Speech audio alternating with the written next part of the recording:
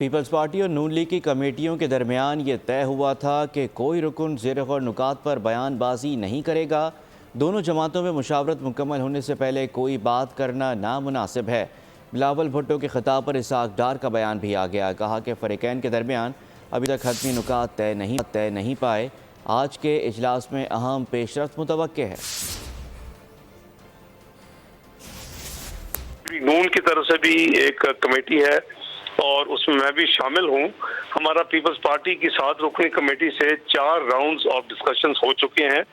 یہ ہم نے آپس میں یہ طے کیا تھا کہ جو ضروری ہوتا ہے وہ ہم میٹنگ کے بعد ایک پریس ریلیز اور فوٹیج ریلیز کر دیتے ہیں، لیکن جو کور اور ایکچوئل جو ڈیٹیل ہے وہ طے تھا کہ جب تک یہ فائنل حتمی شکل اختیار نہیں کرے گا اور نہ تو کوئی پارٹی ہماری پارٹی کو کوئی رکن یا دوسری طرف جو ہے ڈائلاگ کمیٹی پیپلز پارٹی ان کا کوئی رکن اس کو پبلک نہیں کریں گے۔ اور اسی طرح ہم اپنے رہنماؤں سے بھی یہی توقع کر رہے ہیں جو یہ ایک ضابطہ اخلاق کہہ لیں بنا ہوا ہے، اخلاقی طور پہ باؤنڈ ہے اور یہ ہماری انڈرسٹینڈنگ ہے کہ ہم کوئی نہیں کریں گے۔ تو اب بلاول صاحب نے جو بات کی ہے اس میں ایک حد تک یہ one of the fraction of the dialogue آپ کہہ سکتے ہیں کہ یہ بات ہوئی ہے، لیکن میں کوئی بھی اس کے نتیجے میں کوئی مزید تفصیل جو ہے وہ میں مناسب نہیں سمجھتا کہ میں ڈیولج کروں۔